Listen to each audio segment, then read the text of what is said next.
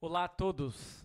Estamos iniciando mais um vídeo aqui no nosso canal da Igreja Luterana de Interlagos. Você é muito bem-vindo, muito bem-vinda para iniciarmos o nosso quarto livro do Novo Testamento, o Evangelho de João.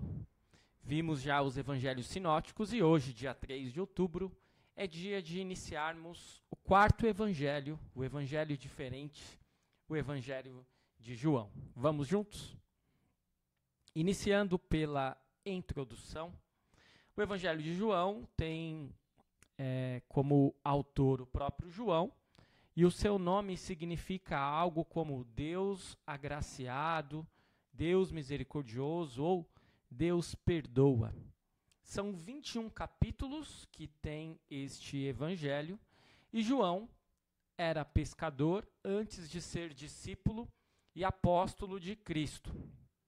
Muito provavelmente teria sido um discípulo também de João Batista. O contexto histórico foi escrito entre 60 e 100 depois de Cristo, apesar de ter este tempo bem grande, né, de diferença, não sabemos ao certo quando, e é muito difícil saber precisamente qual a data de cada livro da Bíblia e também dos Evangelhos. O objetivo de João é apresentar a divindade de Jesus Cristo, e o Evangelho de João é ricamente doutrinário. O tema do livro, ele traz a divindade de Jesus como Filho de Deus e a expiação de Cristo, a vida eterna, o Espírito Santo, a necessidade de nascer de novo, a importância do amor ao próximo e de acreditar no Salvador. Cerca de 92% do material contido neste evangelho não é encontrado em nenhum relato dos evangelhos sinóticos. Por isso, é o evangelho diferenciado, é o evangelho que não é relacionado tanto aos evangelhos sinóticos. O resumo do livro, pelo menos aqui neste slide, está em 3 partes. Do capítulo 1 a 12, a vida pública de Jesus. Dos capítulos 13 a 17, o ministério de Jesus aos seus. Dos capítulos 18 a 21, a paixão, morte e ressurreição de Cristo. Lembrando que temos aquele vídeo sempre recomendado, que é o do The Bible Project. E no caso do Evangelho de João, ele está dividido em 2 partes, o vídeo. E a divisão dele está também feita em 2 grandes partes, mas em partes menores também, totalizando ao todo 6 subdivisões. Do capítulo 1, capítulo 2 a 10, capítulos 11 e 12, capítulos 13 a 17, capítulos 18 a 20 e o capítulo 21. O capítulo 1 seria um capítulo introdutório, contendo então exatamente quem é Jesus, e nós veremos que vai ser bem diferente dos evangelhos sinóticos, a forma que Jesus é apresentado. Dos capítulos 2 a 10, temos sinais que demonstram também e que levam a controvérsias, milagres e controvérsias. Os capítulos 11 e 12 falam do último sinal que vai estar no Evangelho de João, que é a ressurreição de Lázaro. E este capítulo 11 e posteriormente o 12, vão sinalizar exatamente o motivo pelo qual Jesus vai passar a ser perseguido ao ponto de tramarem a sua morte. Os capítulos 13 a 17 temos palavras finais de Jesus, Jesus já preparando seus discípulos, falando do Espírito Santo, falando da videira verdadeira. Os capítulos 18 a 20 temos a morte e ressurreição de Jesus, e 21, o epílogo, o final do Evangelho.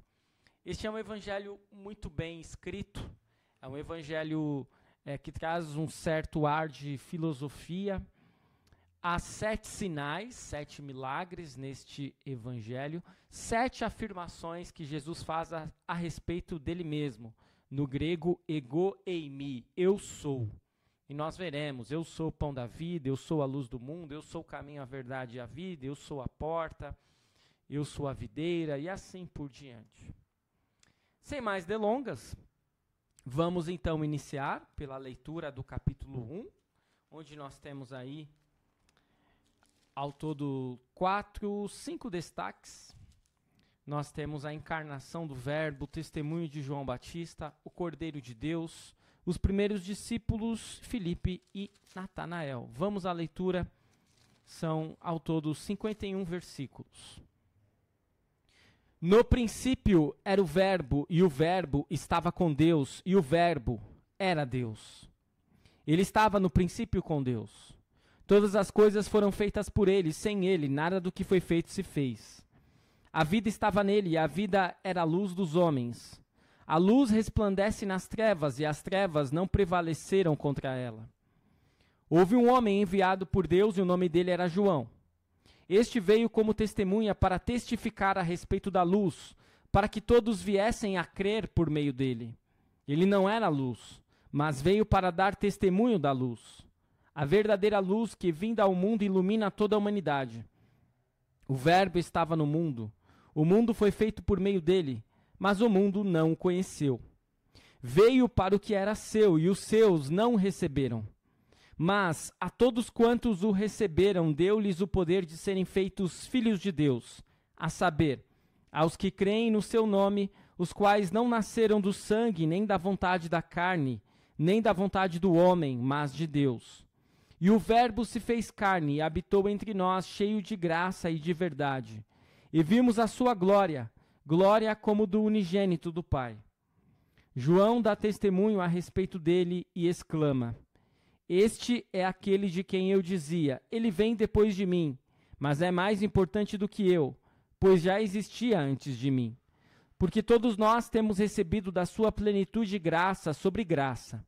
Porque a lei foi dada por meio de Moisés, a graça e a verdade vieram por meio de Jesus Cristo. Ninguém jamais viu Deus. O Deus unigênito que está junto do Pai é quem o revelou. Este foi o testemunho de João, quando os judeus lhe enviaram de Jerusalém sacerdotes e levitas para perguntar: Quem é você? Ele confessou e não negou. Confessou: Eu não sou o Cristo. Diante disso lhe perguntaram: Quem é você então? Você é Elias? Ele disse: Não sou. Então perguntaram: Você é o profeta? Ele respondeu: Não, não sou. Disseram-lhe então: Diga quem é você, para podermos dar uma resposta àqueles que nos enviaram. O que é que você diz a respeito de si mesmo? Então ele respondeu: Eu sou a voz do que clama no deserto. Endireitem o caminho do Senhor, como disse o profeta Isaías. Ora, os que haviam sido enviados eram do grupo dos fariseus, e perguntaram a João: Então por que você batiza, se não é o Cristo, nem Elias, nem o profeta? João respondeu: Eu batizo com água, mas no meio de vocês está alguém que vocês não conhecem. Ele vem depois de mim, mas não sou digno de desamarrar as correias das suas sandálias. Estas coisas aconteceram em Betânia, do outro lado do Jordão, onde João estava batizando. No dia seguinte, vendo que Jesus vinha em sua direção, João disse: Eis o Cordeiro de Deus que tira o pecado do mundo. E este é aquele a respeito de quem eu falava, quando disse: Depois de mim vem um homem que é mais importante do que eu, porque já existia antes de mim. Eu mesmo não o conhecia, mas vim batizando com água, a fim de que ele fosse manifestado a Israel. E João testemunhou, dizendo: Viu o Espírito descer do céu como pomba e pousar sobre ele. Eu não o conhecia. Aquele, porém, que me enviou a batizar com água, me disse: Aquele sobre quem você vir descer e pousar o Espírito, esse é o que batiza com o Espírito Santo.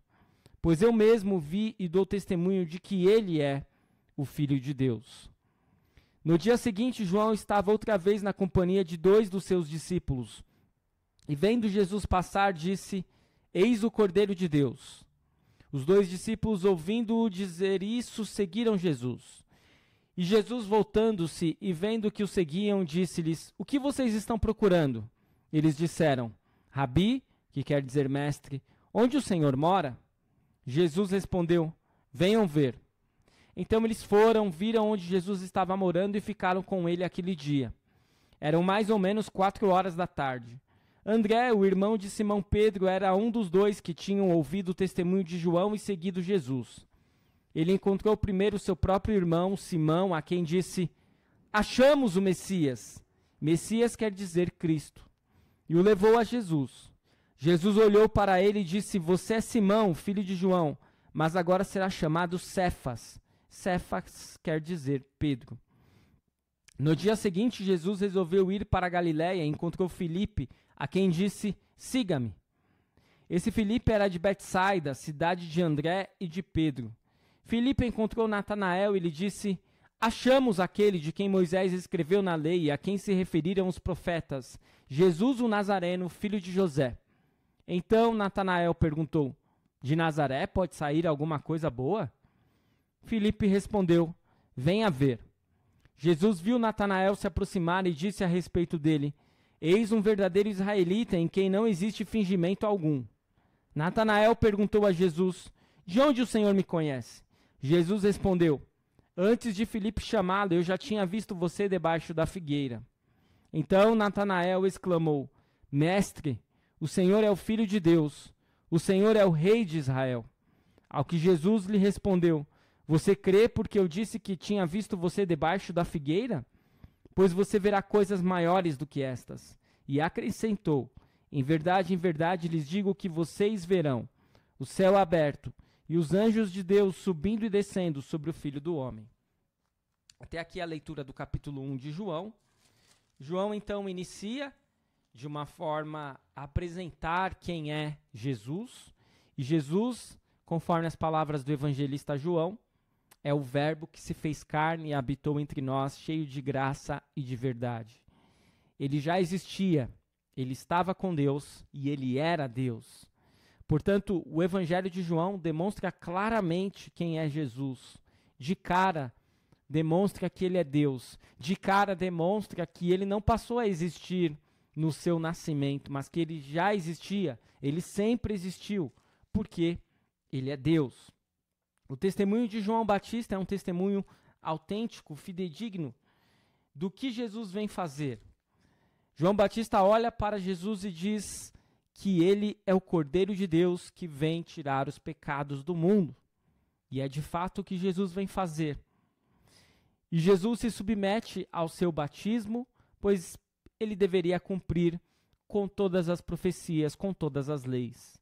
Os primeiros discípulos de Jesus são apresentados a ele, ou passam a segui-lo, André e Simão Pedro, que provavelmente estavam seguindo João Batista, Filipe e Natanael.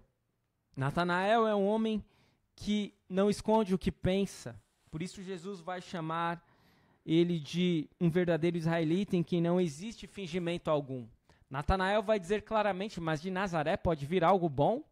E Jesus, claro, ele vem não apenas de Nazaré. Jesus não tem exatamente uma origem local, porque ele é Deus, ele é eterno. Vamos passar para o segundo capítulo, capítulo 2 do Evangelho de João, onde nós temos 3 destaques: o casamento em Caná da Galileia, Jesus purifica o templo e Jesus conhece todas as pessoas. Vamos à leitura. 3 dias depois houve um casamento em Caná da Galileia e a mãe de Jesus estava ali. Jesus também foi convidado com os seus discípulos para o casamento. Tendo acabado o vinho, a mãe de Jesus lhe disse: eles não têm mais vinho. Mas Jesus respondeu: por que a senhora está me dizendo isso? Ainda não é chegada a minha hora. Então ela falou aos serventes: façam tudo o que ele disser. Estavam ali 6 potes de pedra que os judeus usavam para as purificações, e em cada um cabiam cerca de 100 litros. Jesus lhes disse: encham de água esses potes. E eles os encheram totalmente. Então lhes disse: agora tirem um pouco e levem ao responsável pela festa. Eles o fizeram. Quando o responsável pela festa provou a água transformada em vinho, ele não sabia de onde tinha vindo. Por mais que os serventes que haviam tirado a água soubessem, chamou o noivo e lhe disse: Todos costumam servir primeiro o vinho bom, e quando já beberam muito, servem o vinho inferior. Você, porém, guardou o melhor vinho até agora. Assim, em Caná da Galileia, Jesus deu início a seus sinais. Ele manifestou a sua glória, e os seus discípulos creram nele. Depois disso, ele foi a Cafarnaum com a sua mãe, seus irmãos e seus discípulos, e ficaram ali, não muitos dias. Estando próxima a Páscoa dos judeus, Jesus foi para Jerusalém, e encontrou no templo os que vendiam bois, ovelhas e pombas, e também os cambistas assentados.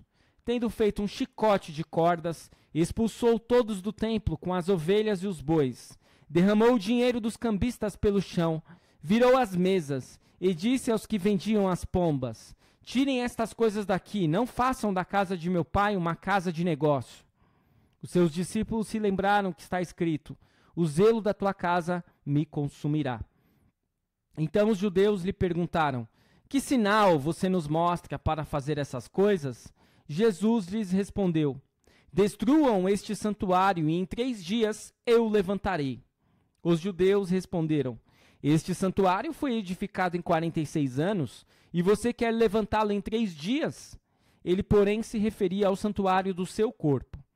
Quando, pois, Jesus ressuscitou dentre os mortos, os discípulos dele se lembraram que ele tinha dito isso e creram na Escritura e na palavra de Jesus.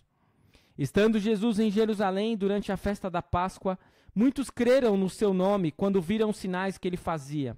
Mas o próprio Jesus não confiava neles, porque conhecia a todos, e não precisava que alguém lhe desse testemunho a respeito das pessoas, porque ele mesmo sabia o que era a natureza humana. E assim nós concluímos a leitura do capítulo 2, um capítulo 2 repleto de textos importantes. O casamento em Caná é tido como o local e a ocasião em que Jesus realizou o seu primeiro milagre, na linguagem joanina, o seu primeiro sinal. E nós percebemos a humanidade de Jesus aqui. Mas como assim a humanidade? Ele não fez um milagre, ele não transformou água em vinho. Quem é o ser humano que pode fazer isso? Ora, claro, no poder do seu milagre está a sua divindade. Mas por outro lado, pensem bem, nesta ocasião, não há ocasião mais humana do que uma festa de casamento. O fim do vinho significaria o fim da festa e a humilhação para os anfitriões. E por isso, nada melhor, nada mais humano do que este milagre que Jesus fez. Ele não curou, ele não ressuscitou, ele não multiplicou o alimento. Ele fez um primeiro sinal, um primeiro milagre, para que as pessoas continuassem alegres, continuassem festejando. E exatamente num casamento, dando a importância também do matrimônio. E muitas vezes as pessoas vão assim recriminar, mas Jesus não era a favor de bebida alcoólica. Quem é cristão não pode beber nenhuma gota de bebida alcoólica. E é claro que em outras passagens nós vamos ver que o alcoolismo, a embriaguez são condenados. No entanto, tomar um pouco de vinho ou até se alegrar um pouco mais, pelo que nós observamos neste texto, não é em si pecado, e Jesus até mesmo aprova esta festa. Vale a pena a gente refletir nisso. Muitas vezes a igreja, a religião, a fé cristã é tida como algo muito quadrado e careta. E claro, né, nós sabemos muito bem que o mais importante é o reino, são as coisas do reino. E também procurarmos realizar boas obras e levarmos o amor de Cristo às pessoas. Mas não é pecado festejar, não é pecado se alegrar, não é pecado beber um pouco de vinho. Certo? Jesus purifica o templo. Basicamente, este texto está presente nos 4 evangelhos. E normalmente um texto que está presente nos 4 evangelhos é de extrema importância. O que chama atenção é que nos outros evangelhos, esta passagem já está no final, já quando Jesus entra em Jerusalém para cumprir a sua missão. E aqui no Evangelho de João está no início. E é muito provável que tenha sido feito de propósito, claro, pelo evangelista, denotando que logo depois de realizar o seu primeiro milagre, uma coisa que Jesus faz logo no início do seu ministério é purificar o templo, pois o templo não estava tendo coisas que agradavam a Deus. E Jesus demonstra ao final que ele conhece todas as pessoas, que ele não precisava que alguém lhe desse testemunho a respeito das pessoas, porque ele mesmo sabia o que era a natureza humana, claro, porque Jesus encarnou. Vamos à leitura do capítulo 3, um capítulo fundamental no estudo de hoje. E temos vários destaques: Nicodemos visitando Jesus, a missão do Filho, Jesus e João Batista, aquele que vem do céu. Vamos à leitura dos 36 versículos. Havia entre os fariseus um homem chamado Nicodemos, um dos principais dos judeus. E este de noite foi até Jesus e lhe disse: Rabi, sabemos que o Senhor é mestre vindo da parte de Deus, porque ninguém pode fazer estes sinais que o Senhor faz, se Deus não estiver com ele. Jesus respondeu: em verdade lhe digo que se alguém não nascer de novo, não pode ver o reino de Deus. Nicodemos perguntou: como pode um homem nascer sendo velho? Será que pode voltar ao ventre materno e nascer uma segunda vez? Jesus respondeu: em verdade lhe digo, quem não nascer da água e do Espírito não pode entrar no reino de Deus. O que é nascido da carne é carne, e o que é nascido do Espírito é Espírito. Não fique admirado por eu dizer, vocês precisam nascer de novo. O vento sopra onde quer. Você ouve o barulho que ele faz, mas não sabe de onde ele vem, nem para onde vai. Assim é todo o que é nascido do Espírito.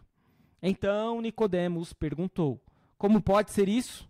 Jesus respondeu: você é mestre em Israel e não compreende estas coisas?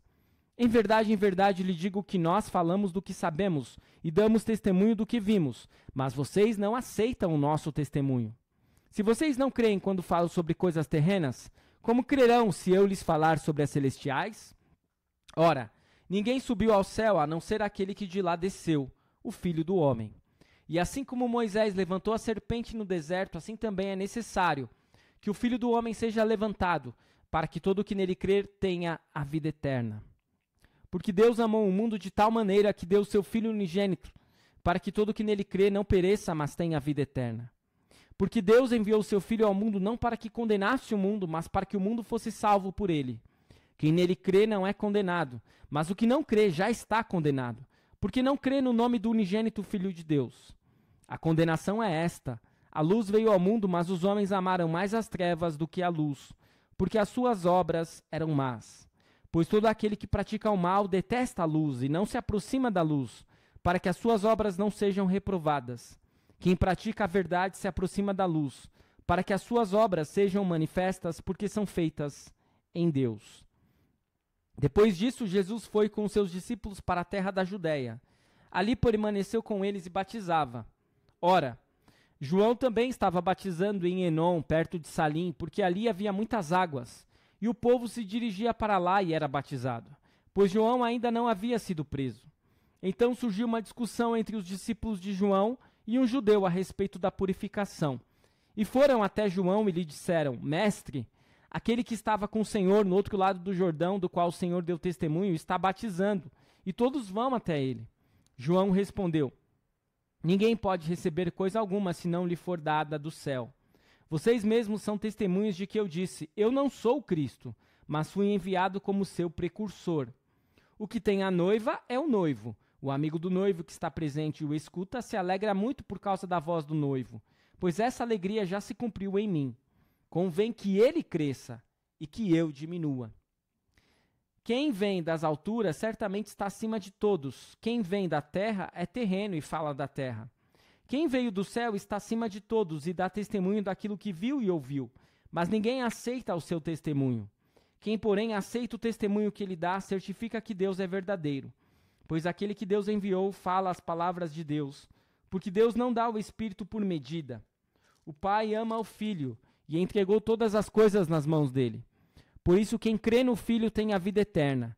Quem se mantém rebelde contra o Filho não verá a vida, mas sobre ele permanece a ira de Deus. até aqui a leitura do capítulo 3, um capítulo central, não apenas para este nosso estudo, não apenas para o Evangelho de João, mas para a compreensão de toda a Bíblia, de todas as Escrituras, toda a Escritura. Porque quando Nicodemos visita Jesus, Nicodemos é um mestre da lei, ele conhece a palavra. De acordo com o nosso texto, ele é um dos principais dos fariseus. E Nicodemos tem muito a aprender com o jovem Jesus. Se é que nós podemos falar assim, pois, humanamente falando, ele era um jovem. Por quê? Porque Nicodemos precisava, assim como todos nós, nascer de novo. Como que eu posso voltar para a barriga da minha mãe? E Jesus estava falando de um novo nascimento espiritual, um novo nascimento que inicia pelo batismo. E veja como o batismo é central neste capítulo 3 do Evangelho de João. Salvo engano, nenhum dos outros evangelistas fala que Jesus e seus discípulos batizavam.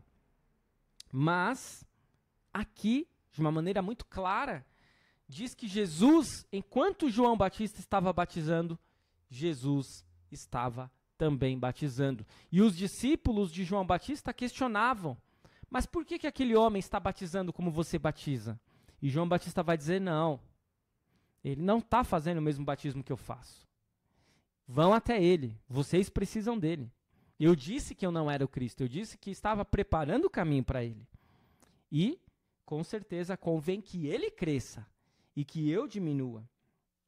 E aí João vai dizer que Jesus veio do céu, que ele não é terreno como João Batista. Então nós percebemos como algo central, não apenas neste estudo, não apenas no Evangelho de João, mas em toda a Bíblia, o texto de João 3,16. Se você esquecer toda a Bíblia, mas se você lembrar deste versículo, é muito possível que se você crer nele verdadeiramente, você será salvo. Por isso, esse é um versículo que todos deveriam ter de cor. Pois Deus amou o mundo de tal maneira que deu o seu único filho para que todo aquele que nele crer não morra, mas tenha a vida eterna.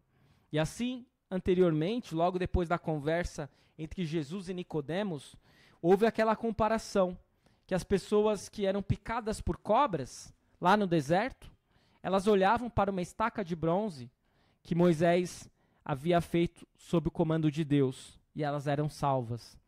Da mesma forma, nós que fomos picados pelo pecado, pelo diabo, também pela nossa própria carne, pelo mundo, podemos olhar não para uma serpente de bronze, mas para a cruz, para Cristo, e sermos salvos dos nossos pecados.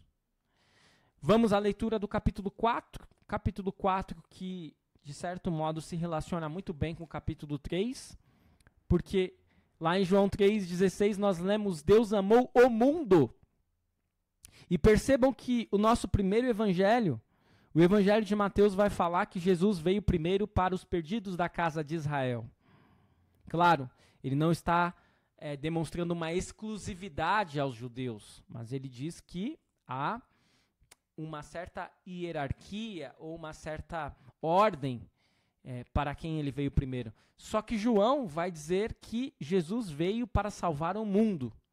E nós temos diante de nós a mulher samaritana e a cura do filho de um oficial do rei. Vamos à leitura do capítulo 4, 54 versículos, e diz assim: Quando Jesus soube que os fariseus tinham ouvido dizer que ele fazia e batizava mais discípulos do que João, se bem que Jesus mesmo não batizava, e sim os seus discípulos, deixou a Judéia, retirando-se outra vez para a Galiléia. E era-lhe necessário passar pela região da Samaria. Assim Jesus chegou a uma cidade samaritana chamada Sicar, perto das terras que Jacó tinha dado a seu filho José. Ali ficava o poço de Jacó. Cansado da viagem, Jesus sentou-se junto ao poço. Era por volta do meio-dia. Nisso veio uma mulher samaritana tirar água. Jesus lhe disse: Dê-me um pouco de água, pois os seus discípulos tinham ido à cidade comprar alimentos. Então a mulher samaritana perguntou a Jesus: Como sendo o Senhor um judeu pede água a mim, que sou mulher samaritana? Ela disse isso porque os judeus não se dão com os samaritanos. Jesus respondeu: se você conhecesse o dom de Deus e quem é que está lhe pedindo água para beber, você pediria e ele lhe daria água viva. Ao que a mulher respondeu: o Senhor não tem balde e o poço é fundo. De onde vai conseguir essa água viva? Por acaso o Senhor é maior do que Jacó, o nosso pai, que nos deu o poço, do qual ele mesmo bebeu, assim como seus filhos e o seu gado? Jesus respondeu: quem beber desta água voltará a ter sede, mas aquele que beber da água que eu lhe der nunca mais terá sede. Pelo contrário, a água que eu lhe der será nele uma fonte a jorrar para a vida eterna. A mulher lhe disse: Senhor, quero que me dê essa água para que eu não mais tenha sede, nem precise vir aqui buscá-la. Jesus disse: vá, chame o seu marido e volte aqui. Ao que a mulher respondeu: não tenho marido. Então Jesus disse: você tem razão ao dizer que não tem marido, porque já teve 5, e esse agora que tem não é seu marido. O que você disse é verdade. A mulher então lhe disse: agora eu sei que o Senhor é um profeta. Nossos pais adoravam neste monte, mas vocês dizem que em Jerusalém é o lugar onde se deve adorar. Jesus respondeu: mulher, acredite no que digo, vem a hora em que nem neste monte, nem em Jerusalém vocês adorarão o Pai. Vocês adoram o que não conhecem. Nós adoramos o que conhecemos, porque a salvação vem dos judeus. Mas vem a hora, e já chegou, em que os verdadeiros adoradores adorarão o Pai em espírito e em verdade. Porque são esses que o Pai procura para seus adoradores. Deus é espírito, e é necessário que os seus adoradores o adorem em espírito e em verdade. A mulher respondeu: eu sei que virá o Messias chamado Cristo. Quando ele vier, nos anunciará todas as coisas. Então Jesus disse: eu sou o Messias. Eu que estou falando com você. Naquele momento chegaram os discípulos de Jesus e se admiraram ao vê-lo falando com uma mulher. Mas nenhum deles perguntou: o que você está querendo? Ou por que o Senhor está falando com ela? Quanto à mulher, deixou o seu cântaro, foi à cidade e disse ao povo: venham comigo e vejam um homem que me disse tudo o que eu já fiz. Não seria ele, por acaso, o Cristo? Então saíram da cidade e foram até onde Jesus estava. Enquanto isso, os discípulos pediam a Jesus, dizendo: mestre, coma. Mas ele lhes disse: tenho para comer uma comida que vocês não conhecem. Então os discípulos começaram a dizer entre si: será que alguém lhe trouxe algo para comer? Jesus lhes declarou: a minha comida consiste em fazer a vontade daquele que me enviou e realizar a sua obra. Vocês não dizem que ainda faltam 4 meses até a colheita? Eu, porém, lhes digo: levantem os olhos e vejam os campos, pois estão maduros para a colheita. Quem colhe recebe desde já a recompensa, e ajunta o seu fruto para a vida eterna, para que se alegrem ao mesmo tempo o que semeia e o que colhe. Pois no caso é verdadeiro o ditado: um é o que semeia, outro é o que colhe. Eu os enviei a colher o que vocês não semearam, outros trabalharam e vocês aproveitaram o trabalho deles. Muitos samaritanos daquela cidade creram em Jesus por causa do testemunho da mulher, que tinha dito: ele me disse tudo o que eu já fiz. Quando, pois, os samaritanos foram até Jesus, pediram-lhe que permanecesse com eles.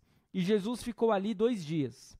Muitos outros creram nele por causa da palavra de Jesus e diziam à mulher: agora não é mais por causa do que você falou que nós cremos, mas porque nós mesmos ouvimos e sabemos que este é verdadeiramente o Salvador do mundo. Passados 2 dias, Jesus saiu dali e foi para a Galiléia, porque o próprio Jesus testemunhou que um profeta não tem honra na sua própria terra.